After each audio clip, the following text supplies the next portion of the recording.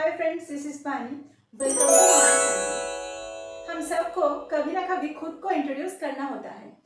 तो अपने लैंग्वेज में खुद को इंट्रोड्यूस करना बहुत आसान है। दिक्कत तो तब आता है जब हमें इंग्लिश में इंट्रोड्यूस करना होता है। तो चलिए आज सीखते हैं सेल्फ इंट्रोडक्शन इंग्लिश में। सेल्फ इंट्रोडक्शन दो टाइप का होता है, फॉर्मल एंड इनफॉर्मल। मान लीजिए आप कोई पार्टी में गए हो और वहाँ पे आपको खुद को इंट्रोड्यूस करना है, तो ये है इनफॉर्मल इंट्रोडक्शन। लेकिन आप कोई इंटरव्यू पे गए हो, वहाँ पे आपको फॉर्मली इंट्रोड्यूस करना है। तो चलिए सीखते हैं फॉर्मली कैसे खुद को इंट्रोड्यूस करना होता है और कैसे इनफॉर्मली खुद को इंट्रोड्यूस करना होता है। एकदम पहले जो आता है वो है ग्रीटिंग्स। मतलब हमें हाय, हेलो या फिर गुड मॉर्निंग बोल के शुरू करना होता है। अगर ये इंट्रोडक्शन फॉर्मल है तो हमें बस good morning, good afternoon, good evening बोल के शुरू करना होगा। लेकिन अगर ये इंट्रोडक्शन इनफॉर्मल है तो हम हाय, हे, हेलो ऐसे बोल के शुरू कर सकते हैं।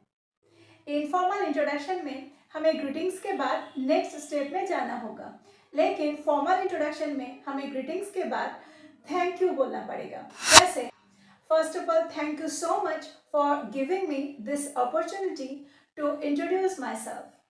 ये बोल के हमें नेक्स्ट स्टेप में जाना होगा। अब चलिए देखते हैं नेक्स्ट स्टेप। इसके बाद जो स्टेप आता है वो है नेम। मतलब आपको अपना नाम बताना होगा। जैसे मेरा नाम बानी मुखर्जी है। अगर ये इंट्रोडक्शन फॉर्मल है तो हमें पूरा नाम बताना पड़ेगा। तो मुझे बोलना होगा माय नेम इज बानी मुखर्जी या फिर आई एम बानी मुखर्जी। लेकिन अगर ये इंट्रोडक्शन फॉर्मल नहीं है, इनफॉर्मल है, तो आपको बस आपका नाम ही बताना होगा, पूरा नाम नहीं। जैसे माय नेम इज बानी या फिर आई एम बानी। अपना नाम बताने के बाद हमें अपना जगह के बारे में बोलना होगा। मतलब हम कहाँ से आए हैं। जैसे मैं बोल सकती हूँ I am from West Bengal या फिर आई एम फ्रॉम कोलकाता। आप अपना एग्जैक्ट लोकेशन भी बता सकते हैं।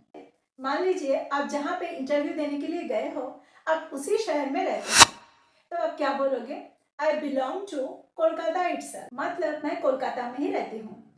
आप अपने जगह के नाम बताने के बाद इटसेल्फ तभी बोल सकते हो जब आप जहाँ पे इंटरव्यू देने के लिए गए हो वो शहर और आप जहाँ पे रहते हो वो जगह, वो शहर सेम हो। मान लीजिए मैं बचपन से वेस्ट बंगाल में पली बड़ी हूँ। मतलब मेरा जन्म वेस्ट बंगाल में है, लेकिन मैं अभी मुंबई में रहने लगी हूँ। तो हम ये भी बोल सकते हैं originally I am from West Bengal but currently living in Mumbai.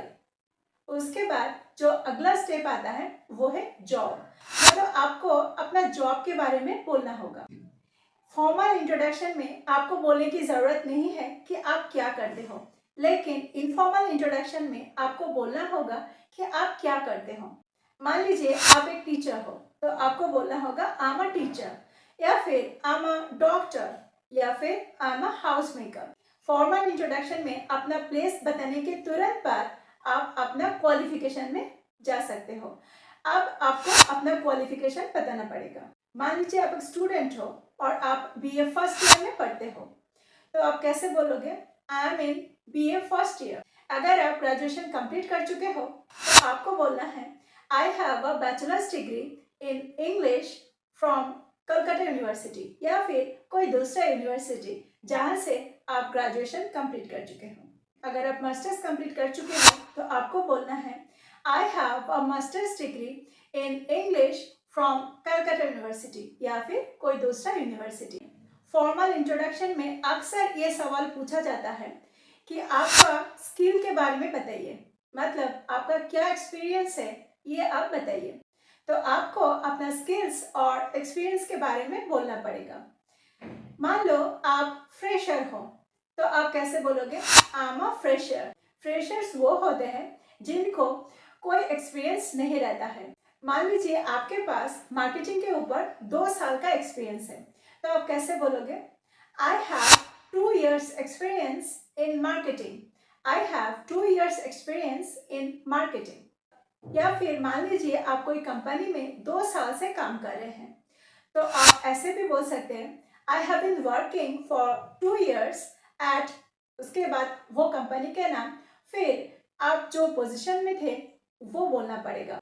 इसके बाद जो स्टेप आता है वो है अपना हॉबीज बताना।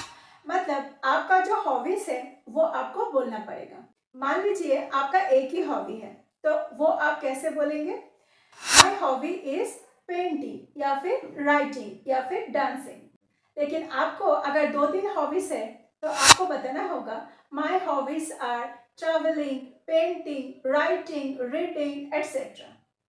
आप ऐसे भी अपना हॉबीज के बारे में बोल सकते हो, जैसे I love travelling, I love painting, I love reading. यहाँ पे एक बात आपको याद रखना होगा, अगर आप डायरेक्ट बोलते हो I love travelling, I love painting, तो आपको ये पेंटिंग मतलब वर्ब के साथ आईएनजी इन को ऐड करना होता है।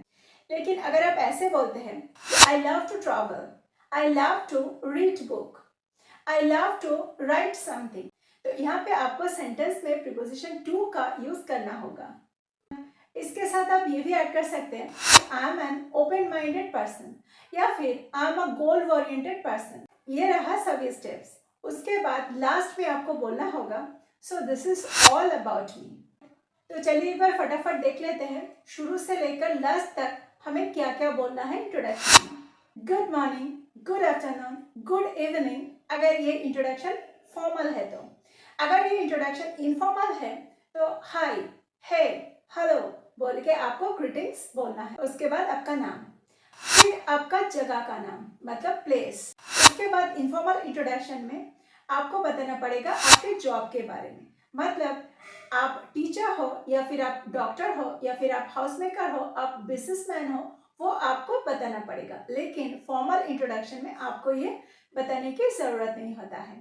उसके बाद आता है क्वालिफिकेशन, जो कि आपको फॉर्मल इंट्रोडक्शन में बहुत ज़रूरी है। आपका स्किल्स और आपका एक्सपीरियंस के बारे में बताना, मतलब आपके पास क्या क्या एक्सपीरियंस है। फिर आता है हॉबीज, आपका हॉबीज क्या है वो आपको बताना होगा। और फिर लास्ट में आपको बताना होगा this is all about me, thank you. मुझे बिलीव है ये वीडियो के बाद खुद को इंग्लिश में इंट्रोड्यूस करना कोई मुश्किल की बात नहीं होगा। So this is all about today. I will be back with another video. Till then, take care. Thank you for watching this video. Bye-bye.